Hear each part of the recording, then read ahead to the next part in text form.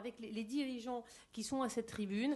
Vous allez normalement en savoir plus justement sur la manière dont ils ont relevé les défis. Ce sont des parcours très variés, parfois de grandes entreprises, mais vous allez le voir, avant d'être une très très grande entreprise comme Carrefour, Dassault Systèmes et j'en passe, eh bien, il y a souvent des petites structures, des chefs d'entrepreneurs, des chefs d'entreprise comme vous qui sont partis avec de petits moyens.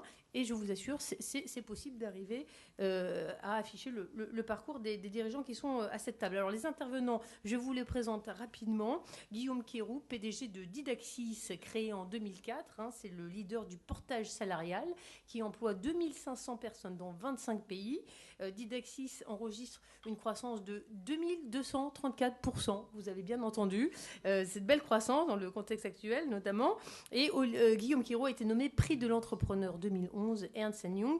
Il rejoint le palmarès des 150 PME les plus performantes de France. Et puis, Guillaume Quéroux, vous êtes également président du Club des entrepreneurs. Frédéric Codier, bonjour. Vous êtes DRH Europe de Dassault Systèmes. Et c'est vrai, quand on pense Dassault Systèmes, on pense électronique de défense. Mais en fait, c'est accessible à tout le monde. Si vous allez sur le site de Dassault Systèmes, on se rappelle que vous êtes le spécialiste de la 3D.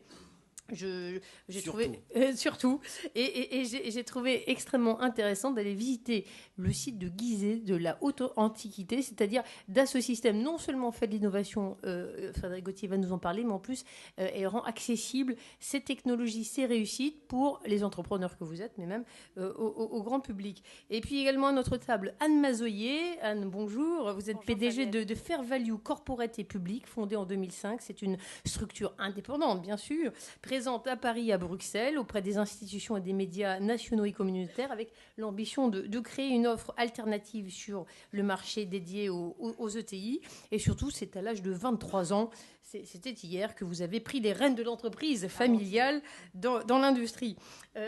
On finit le tour de table avec Geneviève Ferron, directrice du développement durable de Veolia Environnement.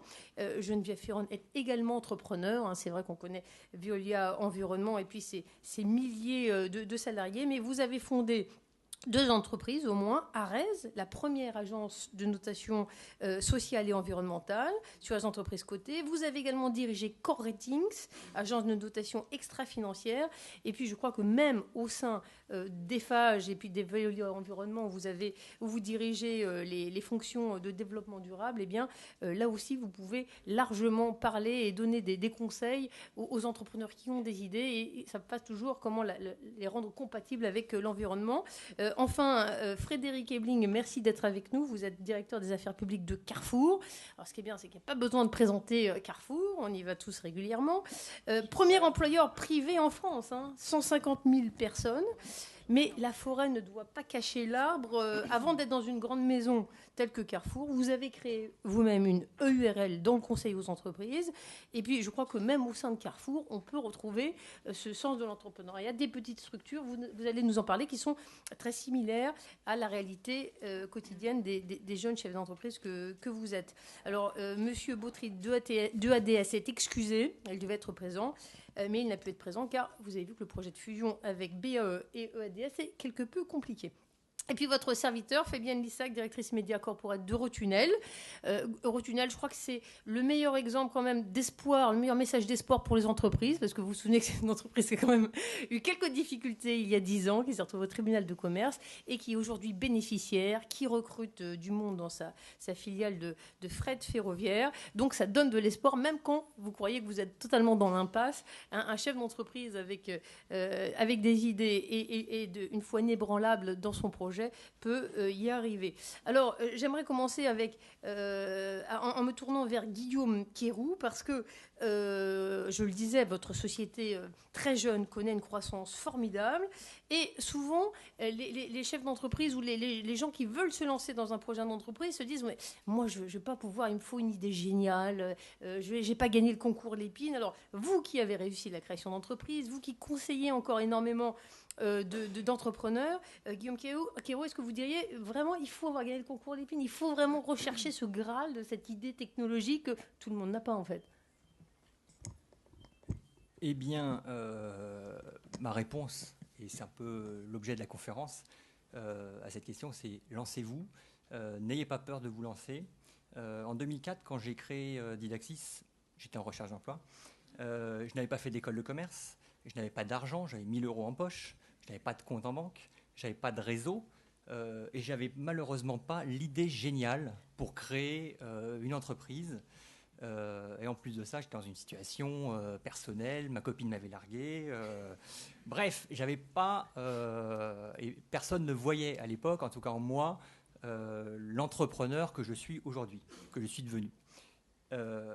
Et pourtant, voilà, je n'ai suivi qu'un seul conseil que m'a donné un vieil ami. Il m'a dit « Tu es jeune, lance-toi ». Eh bien, c'est déjà le premier conseil que je voudrais vous donner aujourd'hui.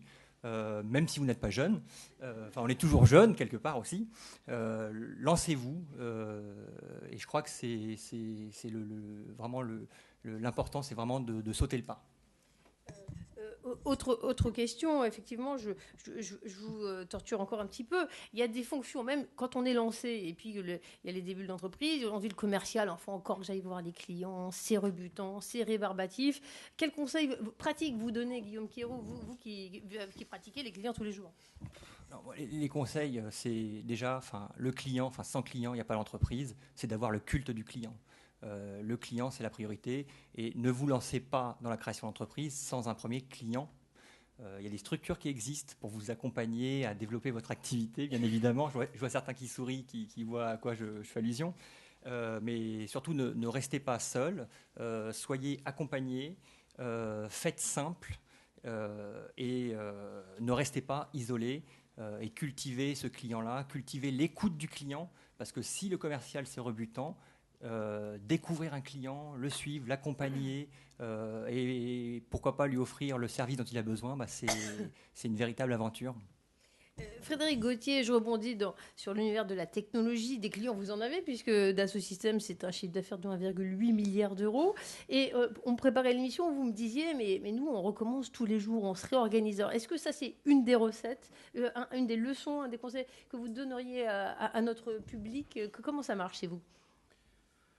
Je pense que dans un univers de haute technologie, si vous vous arrêtez définitivement. Donc vous n'avez pas le choix, il faut continuer sans arrêt, toujours être dans l'innovation. Il ne faut pas faire de l'innovation pour de l'innovation, il faut faire de l'innovation parce que derrière, il y a des idées. Donc ce que je dirais, c'est que ce qu'il faut avant tout avoir, c'est un cap, c'est une vision, c'est peut-être pas la grande idée, mais au moins c'est une vision de là où on veut aller, des objectifs que l'on veut atteindre. Et effectivement, au fur et à mesure du parcours qui permettent d'abord de construire un plan et de le mener pour arriver là où on veut aller, sachant que ça se génère toujours. Chez Dassault Systèmes, on existe depuis 30 ans. Cette entreprise est partie avec une poignée de personnes qui ont eu l'idée de la 3D. On est parti. Et puis chaque dizaine d'années, on a une nouvelle vision des choses. Bon. Donc c'est quelque chose, c'est une espèce de cercle vertueux qui se reproduit. Et pour répondre plus précisément à votre question, nous, on pousse, entre guillemets, le vice, mais au-delà de ça, puisque chaque année, en dépit du fait qu'on ait des plans à 10 ans, des plans à 3 ans, un plan à 1 an, et on a même une granularité au niveau du quarter, du trimestre, chaque année, on remet en cause notre organisation et notre mode opératoire en fonction de nos objectifs. C'est-à-dire qu'on a ce qu'on appelle le 3O, donc objectif, organisation, opération, c'est tout simple. Et en fonction de ce que l'on sait que l'on va devoir atteindre et délivrer dans l'année, on réorganise l'entreprise, y compris en bougeant ses structures, de façon à se mettre dans les meilleures dispositions possibles pour atteindre cet objectif. Donc je pense que dans le monde de l'innovation, c'est absolument nécessaire de faire ça. Il faut chaque jour se remettre en cause. Ce n'est pas parce que vous êtes devenu une grande entreprise que vous allez le rester. Donc vous êtes dans une compétition, vous êtes dans une course. Et encore une fois, Dassault Systèmes, c'est quelques personnes qui un jour ont eu l'idée de créer la 3D, qui ont mis quelques économies, qui ont eu la chance d'être aidés par Serge Dassault. D'accord, ça aide, mais enfin, ils ont eu l'idée, ils ont mis leurs économies. Ils étaient combien, les détails? Je ne sais pas, parce que moi j'étais petit, j'y étais pas. C'était en 81, mais enfin, ils étaient une petite dizaine maximum. Et voilà, c'est devenu Dassault Systèmes. Donc je crois qu'il faut encore une fois avoir une vision. C'est très important d'avoir une vision et après de la structurer, d'avoir un plan pour savoir comment on va y arriver. Et après, je pense qu'on pourra y revenir. Il y a quelques questions simples à se poser pour pouvoir y arriver. Et comment on garde l'esprit pionnier? Parce qu'aujourd'hui, tout le monde rêve d'abord, souvent, de faire une start-up. Et vous, très, très paradoxalement, vous me disiez, mais on est une start-up. J'avais du mal à le croire quand je vois la dimension, l'ampleur qu'a pris Dassault Systèmes. On est une grande start-up. Voilà. Mais on est toujours une start-up. Oui, on est une start-up dans l'âme parce que, encore une fois, on pousse tous les jours les frontières de la technologie. Donc, si vous n'avez pas cet esprit start-up, quelle que soit la taille et la masse critique de l'entreprise, si vous ne gardez pas une certaine agilité, c'est pas possible de le faire. Donc, oui, on est une start-up dans l'âme, on le reste, et on a à la tête de l'entreprise des gens qui sont particulièrement innovants, créatifs et qui chaque jour se remettent en cause, quelle que soit leur fonction dans l'entreprise. Ça commence par notre patron Bernard Charlès, mais c'est vrai aussi de tous les patrons des grandes organisations, que ce soit la R&D, les fonctions support, les fonctions commerciales, marketing et autres. Et d'ailleurs, je poursuis la discussion et j'invite les intervenants à rebondir à ce que disent leurs voisins. Et puis, il y aura bien sûr un temps de questions à la fin de cette conférence. Anne, nous sommes en pleine crise, ça n'a échappé à personne. Et c'est formidable de voir qu'il y a autant d'élan, autant de gens intéressés par la création d'entreprises. Vous qui conseillez énormément de sociétés, quels conseils vous leur donnez? Est-ce que quand on voit la crise, la récession, il faut baisser les bras ou... Non, je dirais que c'est exactement le contraire et pour plusieurs raisons. Alors tout d'abord, je voulais vous dire qu'aujourd'hui, j'ai la conviction absolue que l'avenir passera par 3 facteurs qui sont les entreprises, l'Europe et la jeunesse. Et en fonction de ces 3 critères qui sont fondamentaux pour la relance de la compétitivité, mais aussi pour rendre les gens heureux, je pense qu'aujourd'hui, il faut de l'énergie, de l'élan, et que malgré, je dirais, la crise, et au contraire, parce que nous sommes dans un cycle bas, nous devons avoir envie de créer une entreprise parce que c'est un risque à prendre et un risque qui est beaucoup moins important que l'ensemble de ceux qui vont de toute façon arriver et qui va peut-être nous permettre de traverser ce cycle très difficile, qui va peut-être nous permettre, grâce à l'enthousiasme et surtout parce que l'entreprise est une des dernières grandes aventures collectives. Et que parce que c'est une aventure collective, ça veut dire que c'est une aventure humaine et qu'ensemble, on réussit toujours mieux à traverser une guerre que lorsqu'on est tout seul. Donc je rejoins un peu ce que disait Guillaume Quéroux tout à l'heure. Il le disait avec beaucoup de modestie, mais je pense qu'il faut effectivement beaucoup d'enthousiasme. Il faut également avoir une idée, une première idée qui vous permette, si vous voulez, d'arrimer votre entreprise à un projet d'avenir. Et Fabienne, pour revenir sur ce que vous disiez, je pense que cette crise qui est gravissime et qui va probablement se renforcer dans les mois à venir, doit au contraire vous inciter à vous lancer dans la bataille. Parce que dites-vous bien que les batailles peuvent être perdues, mais la guerre est loin, elle, de l'être. Et puis vous conseillez, vous évaluez les chances, les enjeux des sociétés que vous conseillez chez Fair Value. J'imagine que ces entrepreneurs ou ces futurs entrepreneurs évaluent les risques. À quel niveau on décide, là je peux y aller, je peux pas y aller? C'est-à-dire cette aversion au risque, finalement, alors on dit en France, mais non, en France, on ne sait pas faire. C'est pas vrai. Il y a la fibre entrepreneuriale, elle est là. Sinon, il n'y aurait pas autant de gens qui fréquentent ce salon. Et puis on le voit quand même dans les créations d'entreprise. Mais quand même, est-ce que la version au risque, souvent on dit en France, on serait plus craintif. Vous y croyez, vous? Non, je pense qu'au contraire, on a un tissu magnifique. En France, dites-vous bien que les PME et les TPE constituent, pardon messieurs qui êtes tous des représentants de très grands groupes, mais les PME et les TPE représentent plus de 80% du tissu conjonctif. Et qu'aujourd'hui, l'économie française, elle est représentée par des fleurons comme, je dirais, Carrefour, comme Dassault, comme Didaxis ou comme d'autres, comme Madame Ferron qui est chez Veolia. Mais clairement, vous avez aussi aujourd'hui ce tissu qui nourrit, qui hydrate la France, qui permet aussi des centaines de milliers d'emplois d'être créés et qui permet aujourd'hui peut-être aussi à la France de maintenir son niveau sur la scène internationale. Donc si vous voulez, moi je dirais qu'au contraire, je rends un hommage, mais grandissime, à tous ces entrepreneurs français, qu'ils soient jeunes, moins jeunes ou plus âgés, parce qu'aujourd'hui, je pense que le défi démographique fait qu'on n'a pas d'âge et qu'on n'a pas d'âge pour pouvoir créer une entreprise. Voilà. Frédéric Ebling, vous êtes à la tête de la direction des affaires publiques de Carrefour. Autant dire que tous les problèmes vous remontent, on a bien compris. Oui, je remercie les clients dans la salle de me faire signe en sortant, qui sont nombreux. Et alors, on discutait et vous me disiez, la notion d'alliance, elle est centrale au cœur de l'entreprise. C'est marrant, moi je ne le voyais pas comme ça, parce que quand on est entrepreneur, on veut mener à bien son projet, on a l'impression qu'on est tout seul, on bute contre tous les concurrents. Il y a déjà eu des gens avant nous, il y a les administratifs qui vous disent il y a tel cadre, etc.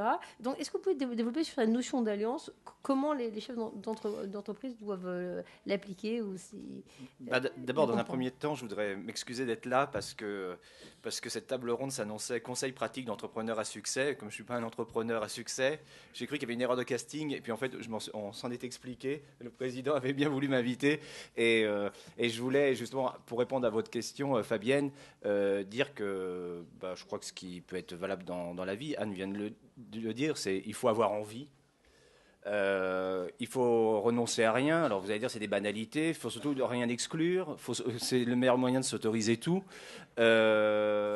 Et puis à partir de là, la vie n'est pas seulement un combat, n'est pas seulement aller gagner des parts de marché. Vous allez dire pour un commerçant comme Carrefour, c'est peut-être pas toujours la vérité, mais avant tout, chaque commerçant, chaque vendeur est avant tout un vendeur qui veut plaire, qui veut répondre à un vrai besoin. Il ne l'invente pas. Le jour où le besoin s'arrête, le vendeur n'existe plus.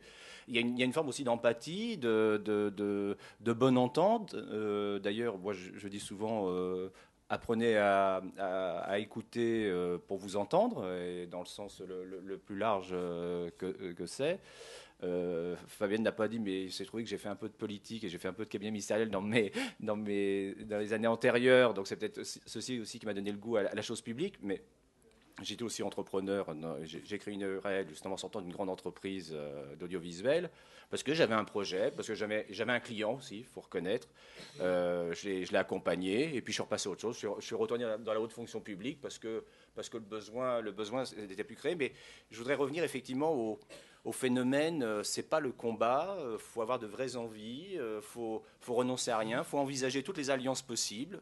L'adversaire du moment est un concurrent, c'est pas un ennemi, et en plus il peut être l'allié de demain quand il est une entreprise, crée des alliances. Moi maintenant je suis lobbyiste dans une grande entreprise du CAC 40, c'est pas la guerre tous les jours avec nos concurrents, avec nos amis, et notamment avec les PME ou les très petites entreprises qui sont aussi nos fournisseurs. Oui, c'est vrai, il y a Carrefour City, vous me disiez, il y a des structures en fait. Carrefour, oui. C'est pas seulement le grand vaisseau amiral, il y a des structures où en fait les gens qui ont le sens de l'entreprise peuvent totalement se retrouver à être autonomes. Oui, d'ailleurs là je ne sais pas si certaines ont le goût de devenir franchisés ou de gérer une petite supérette, vous voyez, avec les 4 salariés au coin de la rue, c'est très intéressant. En dehors donc des 150 000 salariés que nous avons intégrés dans notre groupe, nous avons quantité, vous connaissez ces enseignes, et ce sont des PME avec une ou un chef d'entreprise. Et on travaille avec des PME, on voit même des URL tous les jours en termes de conseils, de fournisseurs, parce que c'est la vraie vie du tissu économique de notre pays. On parlait il y a un instant de crise économique, de difficultés, de cadres législatifs qui changent souvent et hélas pas toujours dans le bon sens. Alors Geneviève Féron, vous qui avez ce regard, cette réflexion, même sur la société au sens large, et vous me disiez en préparant cette conférence que vous voyez que les modèles économiques changent grandement. À la lumière de vos études, de votre réflexion, dans ce contexte où tout s'essouffle, où les relations sont tendues, personnel, la concurrence aiguise, etc. Quelle suggestion, quel conseil donnez-vous à ceux qui nous écoutent? Si votre micro veut bien fonctionner. Il veut bien fonctionner. Oui, alors je vais vous apporter un regard depuis ma plateforme de réflexion et d'observation qui est le développement durable, qui n'est pas une potion magique, qui n'est pas une tarte à la crème, qui est juste le cadre structurant dans lequel on va se mouvoir. Et finalement, c'est une bonne nouvelle parce qu'on est à l'aube vraiment d'une nouvelle civilisation industrielle. Enfin, industrielle, il faudra trouver d'autres. Les industries du futur, elles sont absolument passionnantes parce qu'on va vivre dans un monde plus contraint, enfin en tous les cas plus contraint au niveau des ressources qui sont à notre disposition. Il va falloir partager intelligemment parce que la question de gouvernance mondiale, elle est quand même très prégnante. Et les points d'entrée du développement durable, c'est soit à des mailles géostratégiques, c'est-à-dire c'est l'Europe, ça je suis complètement d'accord, c'est l'Europe, c'est l'Amérique du Nord, c'est des grands continents, ou ce sont des mailles locales. Donc je crois énormément à l'ancrage territorial de toutes ces micro-entreprises qui vont devoir réinventer un tissu en prenant en compte les nouveaux modèles économiques. Alors vous avez entendu parler peut-être d'économie circulaire, c'est-à-dire quitter cette approche peut-être linéaire que l'on a de l'économie qui était de prélever, de transformer, de fabriquer et de rejeter. Je prélève, je transforme, je fabrique, je rejette. Et d'être dans une approche circulaire, c'est-à-dire plus intelligente, parce que c'est simplement être plus intelligent, plus résilient, être capable de créer de la valeur avec les ressources dont on dispose, à la fois ressources naturelles et ressources d'un territoire, et d'avoir un regard en zoomant sur, dans cette région, qu'est-ce que je peux faire. Et il y a des nouveaux outils de navigation à créer pour l'écologie industrielle, l'économie circulaire. Ça suppose un regard, entre guillemets, plus solidaire, au sens, si le déchet de l'un devient la ressource de l'autre, c'est quand même se préoccuper de ce qu'est le métabolisme local en termes de consommation, de besoins, de pouvoir d'achat, de démographie. Et on voit qu'on a une capacité très forte à revitaliser des territoires qui autrement étaient probablement condamnés. Et je crois beaucoup à la dimension environnementale, notamment sur le prisme énergétique. Il faut retrouver de l'autonomie énergétique par tous les moyens. Il faut retrouver aussi de la cohésion sociale. Peut-être réinventer des modèles d'entrepreneuriat sociaux qui sont des très beaux modèles. Ça ne veut pas dire qu'on meurt de faim quand on est entrepreneur social, très loin de là. Et avoir ces lunettes-là, chausser ces lunettes-là, c'est peut-être essayer de faire un pas de côté pour être finalement très innovant. C'est ça, le développement durable porte les germes de l'innovation. Donc c'est pas quelque chose c'est pas quelque chose de coercitif ou d'intrusif. C'est profondément innovant. Et quand vous regardez, d'ailleurs, quand vous avez et ça concerne tout le monde, du micro-entrepreneur jusqu'à la très grande entreprise. D'ailleurs, les très grandes entreprises, je disais avec mon voisin, on est des constellations de PME. Et je suis frappée de voir ce que soit chez Eiffage, je suis passée au Veolia Environnement. Quand vous voyez de loin, vous avez l'impression de voir un navire amiral, un porte-avions, et puis quand vous vous approchez, vous voyez en fait des flottilles. Et l'esprit de PME est très très fort. Et ces gérants de PNL, parce qu'ils gèrent un PNL, ils doivent aussi se remettre en cause. Quand le client envoie clairement un signal que c'est plus comme ça que je veux faire, il faut absolument s'adapter et ne pas être arrogant. Donc le péché d'arrogance, il est, à mon avis, encore plus important dans la grande entreprise qui est peut-être plus installée dans du confort. Mais alors pour un micro-entrepreneur, oui, le client, l'esprit pionnier, soyez innovant. Bon, moi, pour ce qui me concerne, les entreprises que j'ai créées, c'était vraiment innovant, peut-être un peu trop, mais elles existent toujours, donc quand même, elles avaient leur raison d'être. Elles existent toujours. Je dirais que c'est plus un succès d'estime, mais la notation sociale environnementale a justement montré qu'il y avait un besoin d'évaluation de la performance des entreprises par rapport à des risques sociaux, environnementaux, de gouvernance qui n'étaient pas analysés par le marché et qui pouvaient faire perdre de la valeur à des investisseurs. Voilà. Non, mais c'est intéressant parce qu'on croit que le chef d'entreprise est simplement cantonné entre le compte des résultats, l'IFRS. C'est bien les soucis pratiques, il faut faire tout ça, son bilan, etc.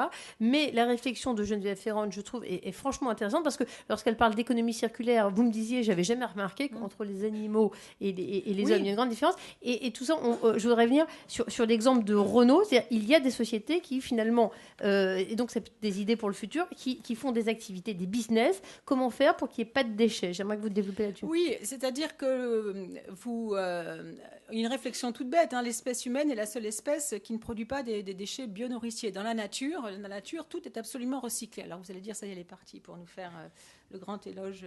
Mais en fait, c'est cette réflexion de base qui conduit à dire, mais pourquoi est-ce qu'on peut pas on peut pas s'inspirer de ces mécanismes, d'avoir une réflexion sur le biomimétisme, et puis ces réflexions de dire, mais je réduis au maximum, ou je fais en sorte que le déchet retrouve une vie, ou devienne une matière secondaire, et retrouve une autre vie dans un autre produit.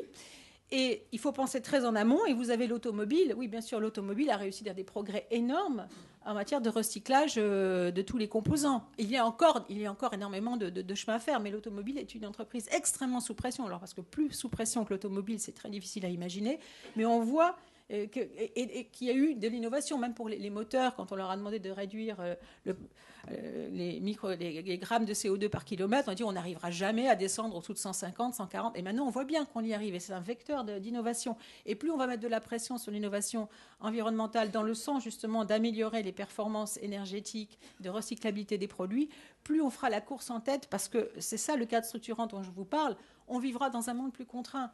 Donc investir dans cette innovation-là, c'est à mon avis être vraiment les compétiteurs de demain. Et je pense que l'Europe en particulier n'a pas de choix. On n'a pas de ressources, on n'est plus très jeune, d'un point de vue, je dirais, général. Démographique. Donc matière grise, et allons-y, et jouons une carte collective. Parce que ce n'est pas le petit pôle de compétitivité qui sera perdu au fin fond. Ouais. Il faudra jouer collectif. Et voilà, pour l'illustrer, je voyais que Renault, qui a adopté vos idées en quelque sorte d'économie circulaire, a créé une structure dédiée uniquement à comment on fait pour réduire les poubelles du monde. On peut faire des voitures sans qu'il y ait des déchets derrière nous. Et donc ça, c'est un nouveau business de 200 millions de chiffre d'affaires aujourd'hui.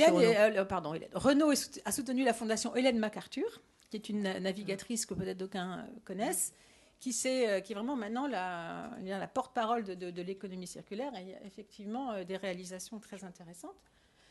Et tout n'est pas accessible, mais en tous les cas, je peux vous dire que c'est une source d'inspiration extraordinaire. C'est-à-dire qu'on peut alléger notre empreinte environnementale de cette planète et que ça peut être source aussi de création d'entreprises. Alors, je reviens à l'actualité de la semaine parce qu'on connaît Guillaume Quéroux comme entrepreneur et puis on l'a découvert ces derniers jours comme pigeon. Je ne sais pas si vous avez vu qu'il y a ce mouvement qui est arrivé. Ce n'est pas une fronde pour faire parler de soi, c'est qu'il y a des vrais enjeux avec de nouvelles mesures qui étaient apparues et qui risquent de rendre la vie quand même du chef d'entreprise assez difficile. Alors, un petit mot, Guillaume Quéroux, quand même, pour parler, combien d'entreprises en France ? Qu'est-ce que ça représente les petites sociétés, les TPE, vous qui connaissez bien ce tissu industriel, et puis peut-être un petit mot, voilà, comme pigeon, qu'avez-vous à dire ? Donc c'est vrai que finalement ce mouvement a permis de faire la lumière finalement sur qui étaient les entreprises françaises, et on s'est aperçu qu'il n'y avait plus simplement les 40 entreprises que nous connaissons tous, qu'il y avait des PME et même des start-up, et pire, elles étaient dirigées par de jeunes entrepreneurs, j'en suis la preuve. Et finalement, voilà, c'est le tissu dont parlait Anne tout à l'heure, c'est ce tissu entrepreneurial, ce sont 98,5% d'entreprises qui ont moins de 20 salariés. Voilà, c'est ça l'entreprise française. C'est quasiment que des entreprises de moins de 20 salariés. Après, il faudra, justement, l'idée de ce mouvement, c'était de dire, ne tuons pas toutes ces entreprises, laissons-les grandir, laissons-les pousser, ne les asphyxions pas avec des taxes et des impôts qui viennent d'être votés, laissons-les innover, laissons-les exporter. Parce que, si on revient sur les mesures sur lesquelles a cristallisé l'action des pigeons, où vous sentiez les uns et les autres que l'élan créateur, l'enthousiasme des chefs d'entreprise allait être stoppé net. Précisément, si on parle de mesures fiscales, comment, vous qui avez un petit peu suivi le dossier, sans aller dans le détail, qu'est-ce qui vous paraissait Non, mais après, il y a des exemples, mais c'est vrai que la plus-value sur la revente d'une entreprise qui passait de 35 à 60%, c'était un petit exemple, mais c'était confisquer finalement le fruit du travail d'un entrepreneur qui a pris les risques et qui au final n'est plus rémunéré pour ce risque-là. Alors c'est sûr que ça peut paraître trop pour certains, mais ce qui est trop, c'est ces entreprises qui vont créer à l'étranger, parce que si on ne leur donne pas en France le terreau pour grandir, pour se développer, pour créer des emplois, où vont-elles le faire ? C'était ça la question surtout. C'est vrai, on voit des milliers de personnes qui étaient, en tout cas menacées de quitter la France parce qu'il y a un carcan administratif, réglementaire. Anne Mazoyer, vous avez également suivi de près ce mouvement des pigeons. Auquel j'ai adhéré. Ok, vous avez adhéré. C'est une spécialité française de se flageller, de se tirer soi-même une balle dans le pied. Qu'est-ce qui se passe en ce moment pour que les chefs d'entreprise ont l'impression qu'ils sont la bête noire du gouvernement ? Écoutez, je ne pense pas qu'ils soient la bête noire du gouvernement, mais je pense qu'il y a un déficit de connaissance de l'entreprise en France qui est quand même, je dirais, culturel, historique. Et qu'il y a aussi une défiance envers l'entreprise qui n'est pas normale, dans la mesure où une entreprise, encore une fois, c'est véritablement une construction, un projet d'avenir, qu'il y a des bonnes et des mauvaises entreprises, mais je dirais comme il y a des êtres humains intéressants et d'autres qui le sont moins. Mais en France, on a vraiment une stigmatisation de l'entreprise, je dirais, qui est due peut-être aussi à notre historicité, au fait qu'on a toujours vu l'entreprise par le prisme de la lutte des classes, alors qu'en fait, aujourd'hui, nous sommes beaucoup plus, encore une fois, dans un collectif. Et je crois, moi, fondamentalement, dans le rôle extrêmement sociétal de l'entreprise, c'est-à-dire pas seulement pour favoriser la cohésion sociale, mais véritablement pour pouvoir donner un projet d'avenir à tous. Et je suis au contraire convaincue que notre rôle à nous, dans nos métiers de lobbying, c'est d'aller convaincre les autorités du bien fondé et de la valeur ajoutée de ces entreprises et de faire en sorte, si vous voulez, qu'ils ne les diabolisent pas plus qu'elles ne le sont. Donc effectivement, je pense que ce n'est pas une question de gauche ou de droite, parce que je crois qu'il y a surtout un problème de méconnaissance et qui doit être réglé dès l'éducation première. C'est-à-dire qu'il faudrait que dans les écoles, il faudrait qu'à l'université, il y ait véritablement des passerelles entre l'entreprise et les jeunes. C'est pour ça que je vous disais tout à l'heure que si les jeunes ne sont pas convaincus, l'entreprise ne survivra pas. Donc il faut ne pas leur couper les ailes lorsqu'ils ont la volonté, le courage, parce que ce qu'on n'a peut-être pas dit non plus quand même depuis le début, on a parlé beaucoup d'enthousiasme, d'idées, de vision, de clientèle, très bien, mais il faut être courageux. Et de toute manière, vous n'avez pas le choix. Vous n'avez pas le choix parce que ce qui est en train d'arriver fait de vous, chacun, des êtres extrêmement courageux, parce que pour pouvoir survivre par les temps qui courent, l'entreprise sera un moyen, mais ne sera pas une fin. Donc c'est pour ça que je crois fondamentalement que ce n'est pas un problème de gouvernement, c'est un problème tout simplement de communication aussi, et qu'il faut aller expliquer et regarder. Du reste, le résultat ne s'est pas fait attendre. Je pense qu'il faut continuer, parce qu'il ne faut pas en rester là. Mais c'est une question de pédagogie et de communication.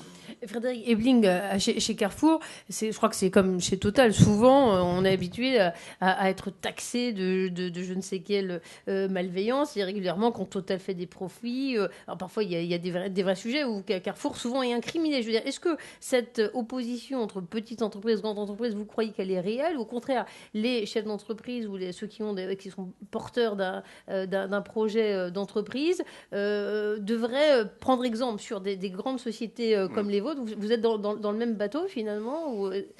Le problème de la distribution du commerce, enfin de la grande distribution, c'est elle qui est stigmatisée, qui plus est lorsqu'on est le premier, alors c'est un scandale alimentaire, un scandale social, un scandale fiscal, même une cliente qui glisse sur une feuille de salade, ils vont au siège de Carrefour pour faire un 20h, faire 3 minutes et dire... Il y a que la salade qui dit rien. Et puis ils couvrent un peu les assemblées générales parce que les résultats ne sont pas là, etc. D'ailleurs, c'est le paradoxe, c'est que... Et je refais à la fois le parallèle avec le politique, c'est que en règle générale, le citoyen français, il n'aime pas la politique et les politiques. Diabolisés, ils s'en mettent plein les poches, ils ne s'occupent pas de nous, ils ne nous aiment pas, etc.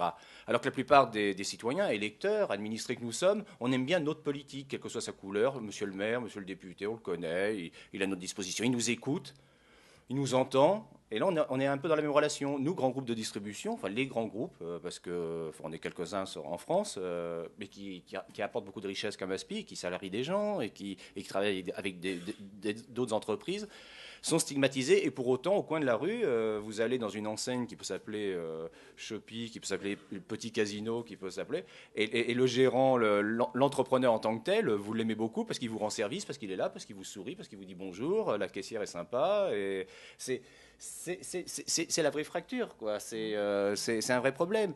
Et évidemment, nos dirigeants, et puis, moi j'ai évolué dans une famille politique avec ces dirigeants politiques-là, mais je pense que c'est le cas de tous, notamment, je ne reviendrai pas sur leur formation un petit peu voilà, pas très diversifié, pour ne pas dire trop de mal. Ces dirigeants, quoi qu'il arrive, lorsqu'ils arrivent au pouvoir, ils ont les mêmes réflexes, ils ont la même lecture, ils s'appuient sur les mêmes conseillers qui ont le même ADN. Donc, il y a vraiment un gros travail. Tu voulais parler d'une grande école? Oui, je en 3 lettres. Non, mais c'est une école qui prône, c'est une école qui prône des carrières avec des classements. C'est une école qui, déjà d'entrée, prône le classement elle-même et s'intéresse pas et sur le quant à soi, s'intéresse pas à des projets qui font vraiment vivre l'un et l'autre, l'un avec l'autre. Un autre sujet, j'aimerais parler de ce système parce que on a l'impression que c'est une boîte d'ingénieurs, l'innovation, oui, vous êtes totalement brillant, connu pour ça. Mais est-ce que ça suffit? Est-ce qu'un chef d'entreprise il dit moi je vais tout mettre sur la R&D? Vous me parlez en tant que DRH Europe, je crois qu'effectivement la ressource humaine a un rôle non négligeable dans ce succès de ce système. De toute façon, l'innovation, c'est 2 facteurs, hein, c'est de la technologie et de l'humain. Je vois certains d'entre vous là qui êtes en train de jouer avec des petits smartphones, faire des photos. C'est exactement ça. C'est-à-dire qu'en fait, une technologie pour une technologie, ça sert à rien. Une technologie doit être adossée à des usages. Ce que vous achetez, ce n'est pas une technologie, c'est un usage. La technologie vous permet de réaliser cet usage. Et c'est pour ça qu'aujourd'hui, vous avez tous des téléphones qui servent à faire tout, sauf peut-être parfois téléphoner, parce que vous avez un téléphone plus simple pour téléphoner. Bon, voilà, on est au cœur de la problématique. Donc effectivement, les ressources humaines sont absolument capitales. Dans les entreprises d'Assosystème, dans des entreprises qui ont le même type de profil de personnes, on a des gens qui ont une très forte personnalité et qui ne sont pas du tout clonés. Hein. C'est tout à fait l'inverse, parce que justement, ce qu'on cherche à faire, c'est, puisqu'on est là pour réaliser en quelque sorte des plateformes d'expérience, hein, pour permettre de nouveaux usages, créer de nouveaux usages, parler à des publics différents, pas qu'au monde de l'entreprise, hein, mais à des gens du monde de l'éducation. Enfin, pour certains d'entre vous, si vous avez vu sur Planète ce qui est passé là sur la naissance de la ville de Paris et son évolution jusqu'à aujourd'hui, c'est typiquement le genre de choses qui sert au monde de l'éducation. On travaille pour la recherche médicale, on peut travailler pour du monde associatif, on travaille aussi beaucoup sur les problématiques de développement durable.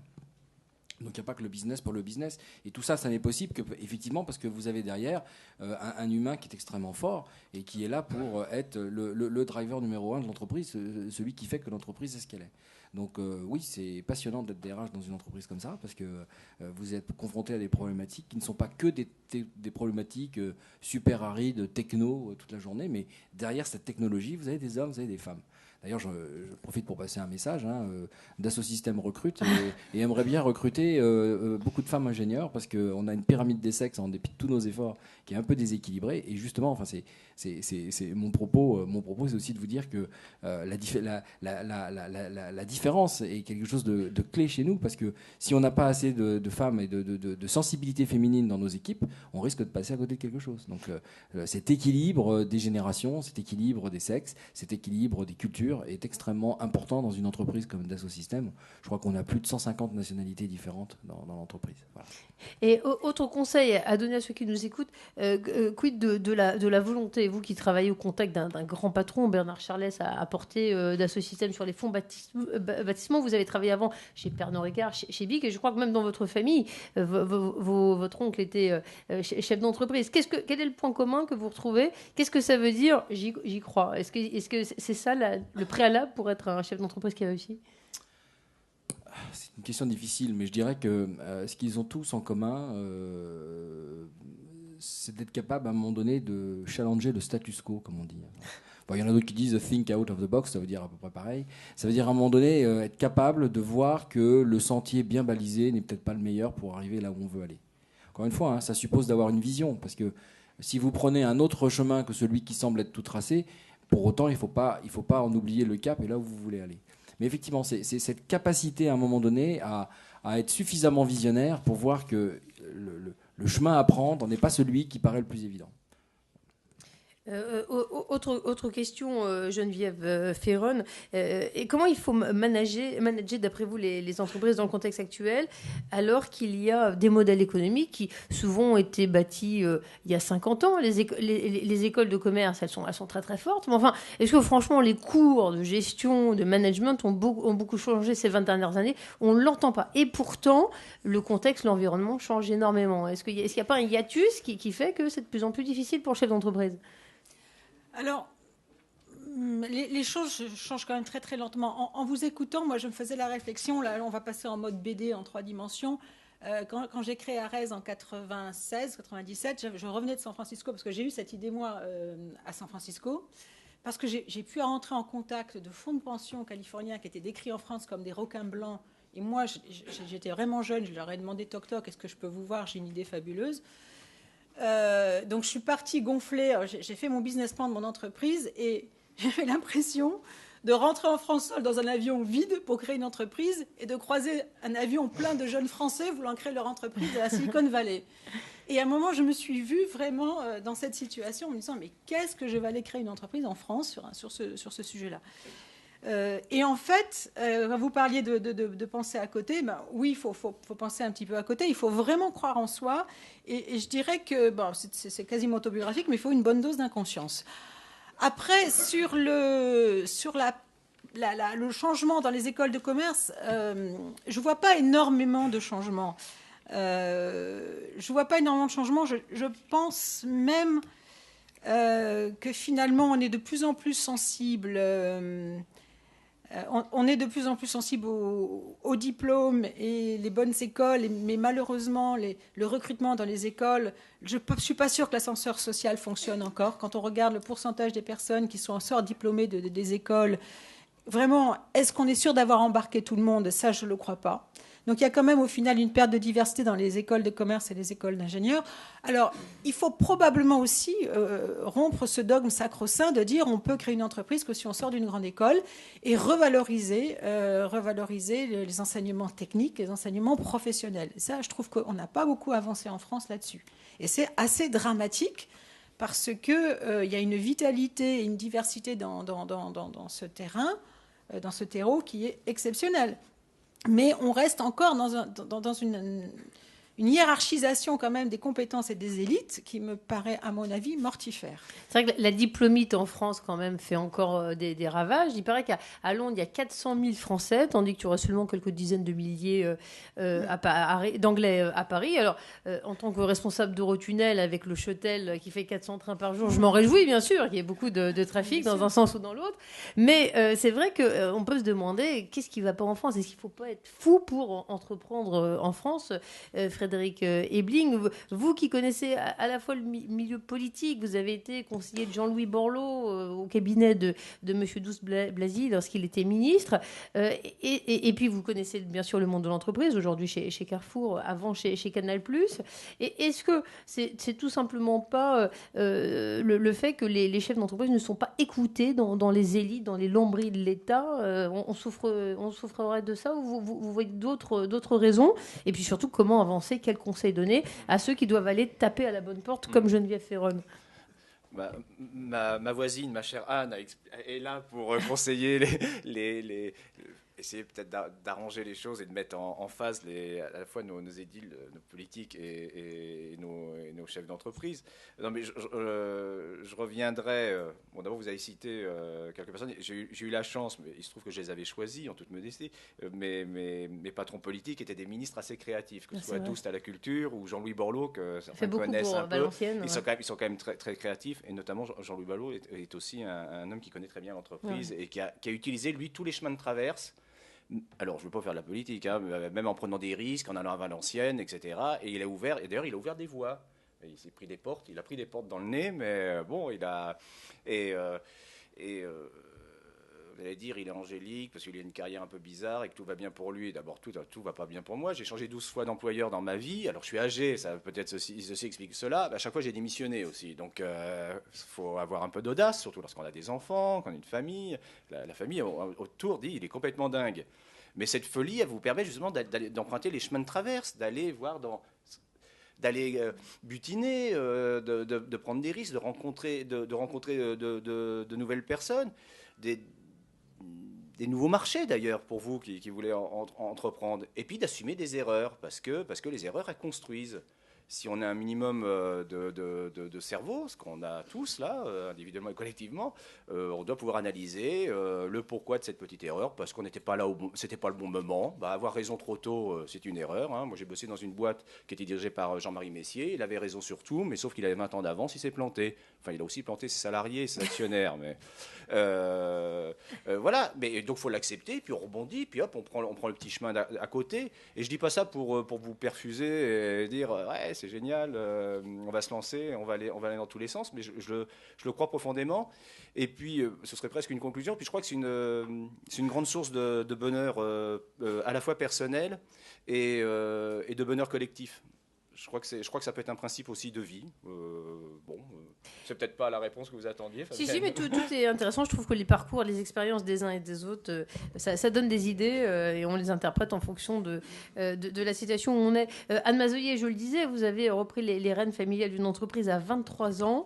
Et est-ce qu'il y a un âge pour se lancer? Peut-être vous ne l'aviez pas choisi, je ne connais pas les détails, mais finalement, rétrospectivement... Moi, je n'avais pas le choix. Donc, de toute façon, il fallait que je la reprenne parce que malheureusement...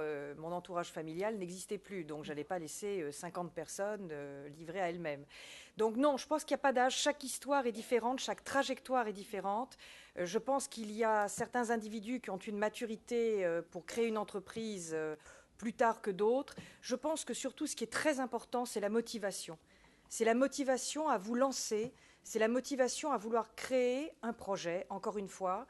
Je pense qu'aujourd'hui, plus que jamais, vous avez la possibilité de le faire, et ça peut paraître totalement paradoxal, ça peut vous paraître complètement fou, mais c'est la vérité. Les plus belles opportunités se passent toujours dans des situations de crise comme celle que nous la vivons. Il faut simplement que vous ayez envie de le faire avec certains et avec certaines. Ça ne se fait pas tout seul, une entreprise, ce n'est pas vrai. Une entreprise, c'est une aventure d'hommes et de femmes, j'insiste sur ce principe-là. Donc il faut que dans votre idée, vous en ayez une qui plaise ou qui en tout cas séduise, d'autres avec lesquelles vous allez pouvoir créer des complémentarités. Et vous trouverez des aides. Parce qu'aujourd'hui, que ce soit sur le plan financier, vous avez des réseaux magnifiques qui existent. Il y a celui qui est créé par Gonzague, enfin pas créé, pardon, mais qui est entre autres animé par Gonzague de Blinière et qui est un réseau qui s'appelle Réseau Entreprendre, qui est fabuleux. Il y a celui qui est animé par Guillaume Quéroux, qui est un magnifique réseau également. Vous avez des conseils qui sont prêts à baisser leurs honoraires pour vous aider, et c'est vrai. J'en fais partie, mais il y en a d'autres que moi. Vous avez aujourd'hui aussi des financements qui sont possibles autres que par les banques. Je ne dirai pas ce que je pense des banques, mais de toute façon, on a compris. Voilà. Mais en revanche, vous avez aujourd'hui, justement, dans les réseaux que je viens de citer, des possibilités, des gens qui peuvent vous aider à trouver les fonds dont vous avez besoin. Et après il faut vous armer de courage, il faut aller vite, parce que nous sommes dans une période où, effectivement, ceux qui vaincront seront ceux qui auront les meilleures idées le plus rapidement possible. Et puis, je pense qu'au-delà, il ne faut jamais vous décourager. Vous savez, moi, j'ai commencé très jeune, je n'avais pas vraiment le choix. Et un beau matin, je me suis levée en me disant, mais finalement, est-ce que je ne pourrais pas rejoindre telle ou telle entreprise qui me proposait de venir travailler? Est-ce que je ne pourrais pas... Et au final, je l'ai fait dans certaines circonstances, avec mes équipes, parce que je trouvais que c'était aussi peut-être un bout de chemin qu'on pouvait faire ensemble dans un grand groupe. Et puis finalement, je suis revenue, la quarantaine passée, je suis revenue à ce modèle économique de petites structures innovantes, de petites structures qui se mettent au service des autres et qui finalement travaillent très bien, aussi bien pour les grands groupes que pour des structures moyennes. Et en réalité, moi, je ne vous souhaite qu'une chose, c'est d'avoir envie de vous lever le matin. Et le seul moyen, c'est d'avoir un projet qui vous tienne à cœur. J'insiste sur cette dimension émotionnelle parce que si vous ne faites, et si vous ne créez une entreprise que pour des raisons financières, ça ne marchera jamais. Plus maintenant, en tout cas.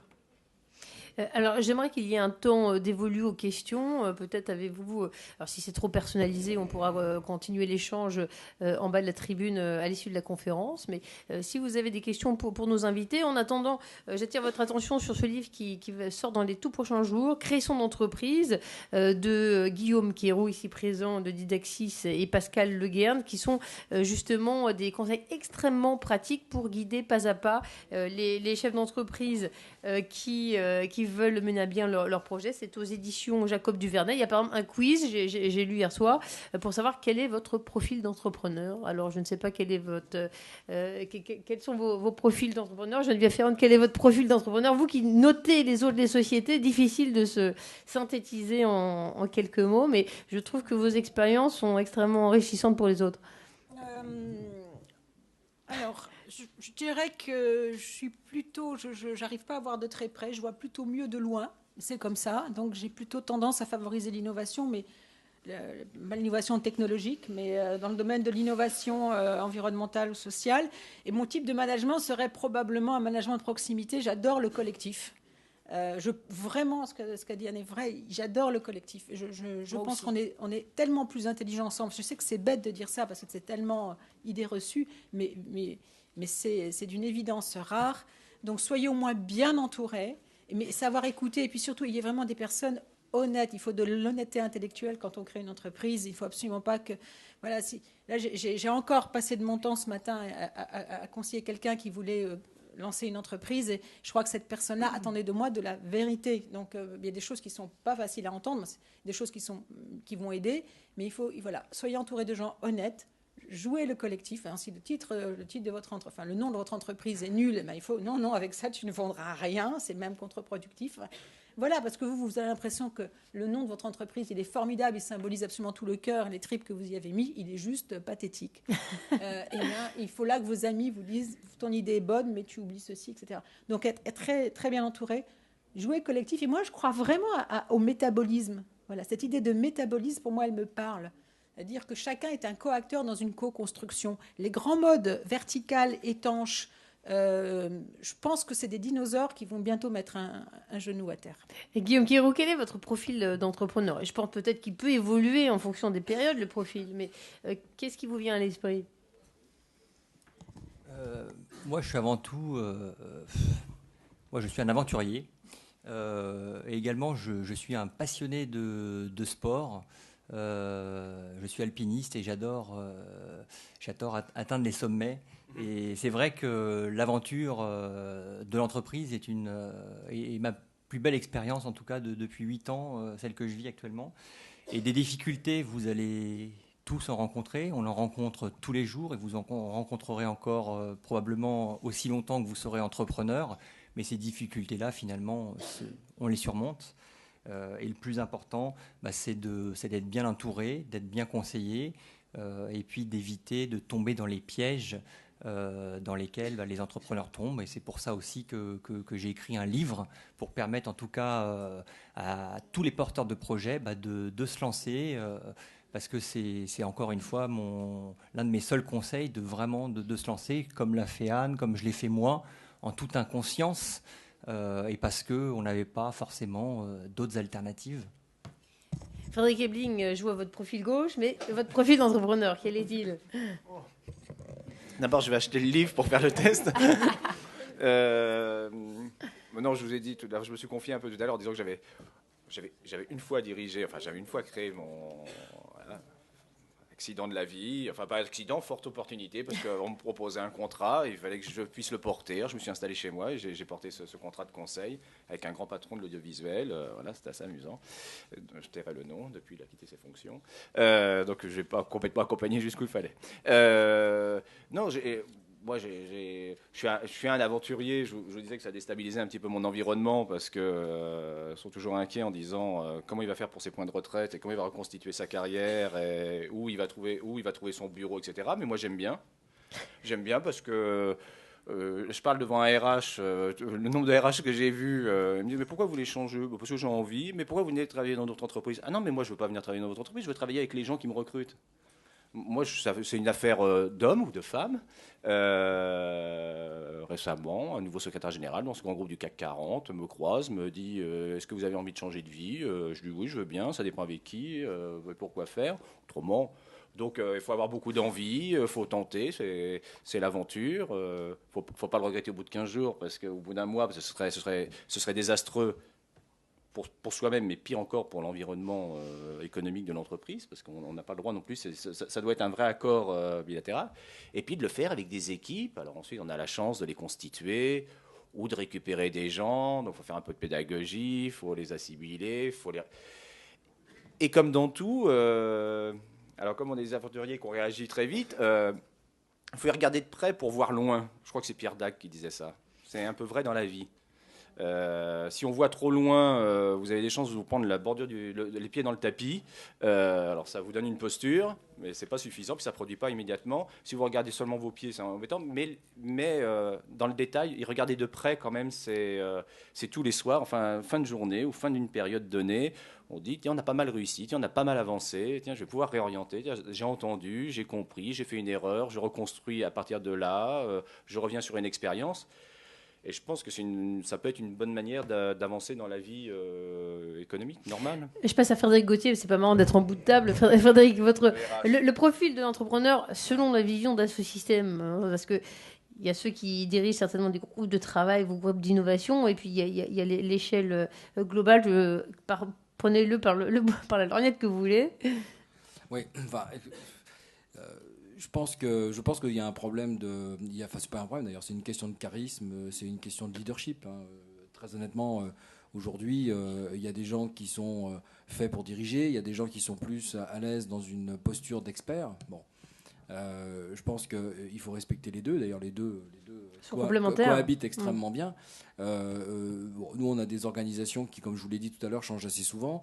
Donc, vous pouvez avoir un management une année, et ça va changer l'année d'après. Ce qui est important, c'est que vous ayez le charisme et que vous ayez le leadership pour driver des équipes, y compris des équipes qui ne vous sont pas rattachées hiérarchiquement, mais avec lesquelles vous allez créer quelque chose. Donc, effectivement, l'aventure humaine, elle se perpétue sans arrêt, quoi. C'est des gens qui travaillent ensemble, qui ont des projets communs, donc ils travaillent ensemble, puis après ils vont travailler avec d'autres. Ça se passe à l'intérieur de l'entreprise. Alors c'est plus facile dans une entreprise qui est en croissance parce que des projets, il y en a plein et puis il y en a toujours plus qui arrivent qu'on peut en absorber. Donc il y a un engouement qui est fort.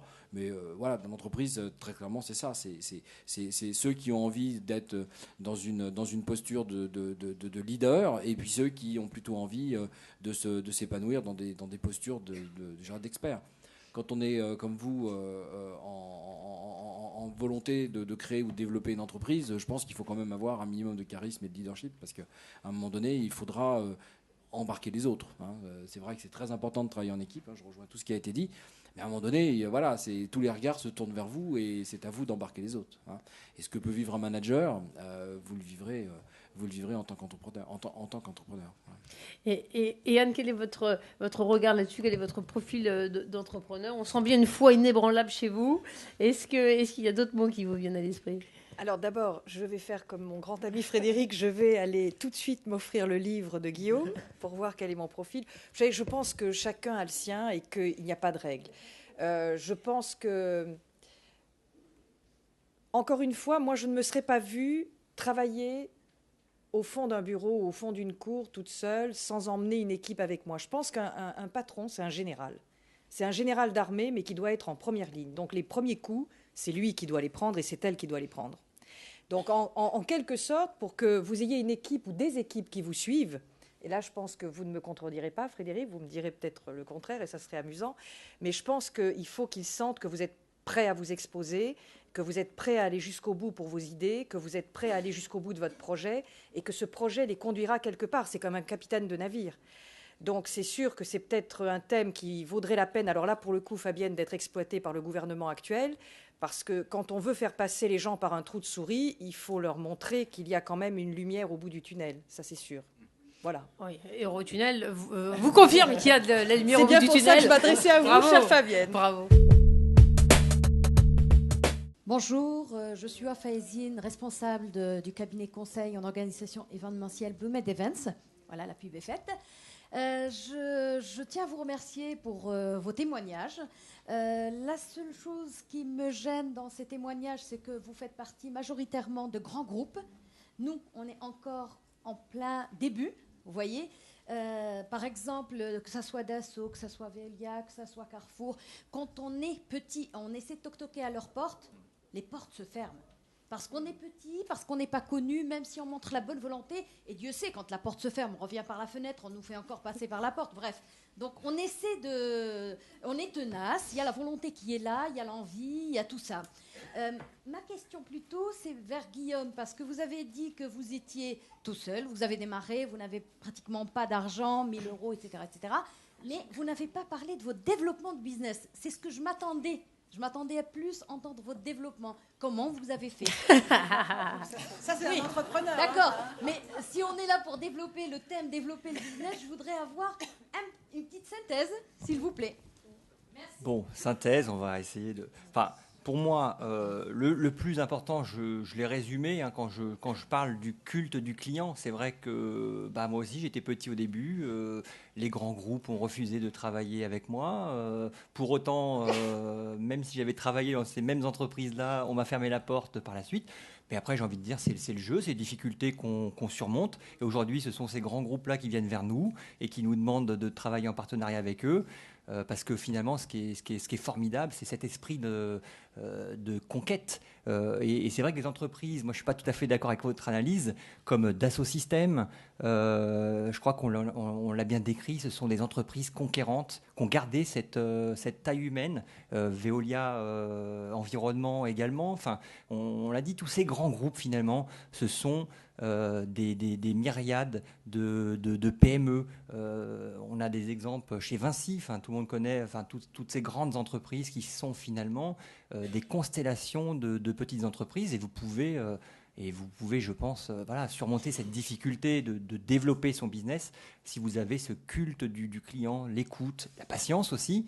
La patience et à mon avis, ce sont des obstacles qui sont assez faciles à surmonter. D'être innovant, c'est vrai, quand on entend tout ce qui s'est dit là, comment développer, il y a aussi l'international. On a parlé de l'international. C'est vrai que développer même une toute petite activité, c'est vrai que ce qui est marrant quand même, c'est ces entrepreneurs américains qu'on retrouve sur les campus. Ils ont 18 ans, ils ne sont pas là pour avoir un diplôme, ils sont là pour créer leur boîte.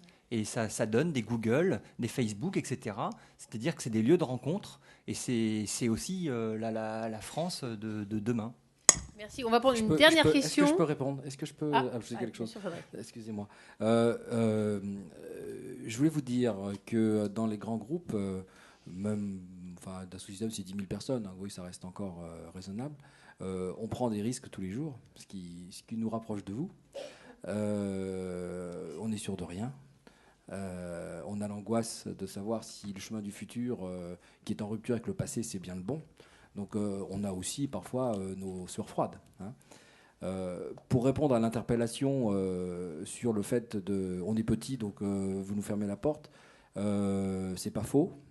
Il y a juste un point qu'il faut que vous ayez bien en tête, c'est que dans des groupes internationaux, on a besoin de travailler souvent avec des acteurs qui ont eux-mêmes une surface et un rayonnement international.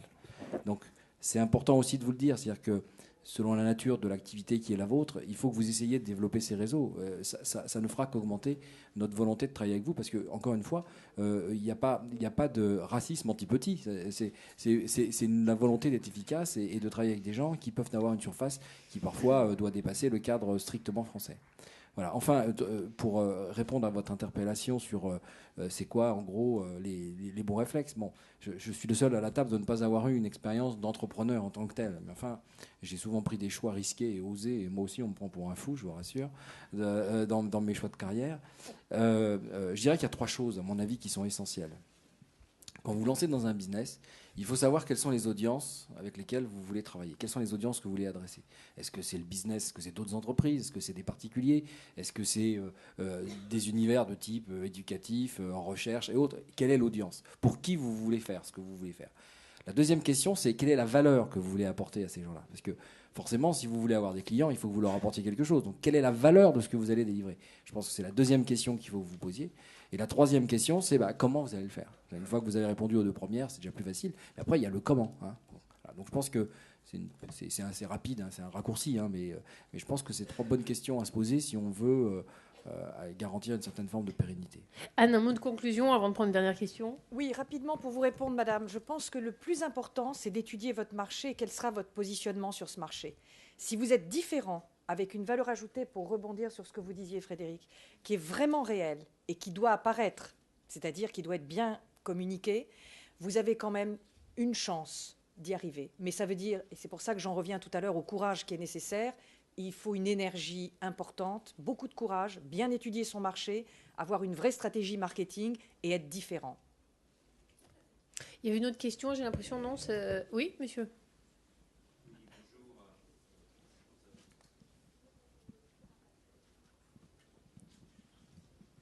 Bonjour, merci. J'avais une question assez générale. Vous avez évoqué le fait d'avoir une bonne idée ou d'avoir une vision. Alors Frédéric et Anne, vous y avez déjà répondu en partie. Je voulais savoir c'est quoi une bonne idée et c'est quoi une vision. Alors moi j'ai une idée de la question, mais j'aimerais savoir... Dites-nous votre idée, on va vous dire si elle est bonne. J'aimerais savoir de votre point de vue, puisque vous avez des parcours assez atypiques et assez intéressants, qu'est-ce que c'est une bonne idée, qu'est-ce que c'est une vision pour avoir un projet d'avenir. Merci. Question difficile. Alors, mais c'est une question. Faut réfléchir 2 minutes. Oui, parce qu'on pense tous qu'on a une bonne idée, c'est évident. Alors, je ne parle pas de livrer des pizzas sur Internet. Quoique. Non, mais bon, si on le fait mieux que les autres, non.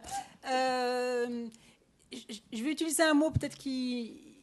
Est-ce que vous êtes capable d'analyser les signaux faibles? Enfin, signaux faibles, c'est-à-dire, parce que dans un journal, vous allez lire un truc qui n'est pas dans les grandes lignes, mais un petit entrefilé. Vous allez dire, tiens, et puis c'est corroboré par quelque chose que vous allez entendre une autre fois, puis ça va monter en résonance. Et vous vous dites, là, il y a quelque chose qui est en train de se passer dans la société, il y a un besoin, il y a quelque chose, ça frémit, c'est peut-être le bon moment.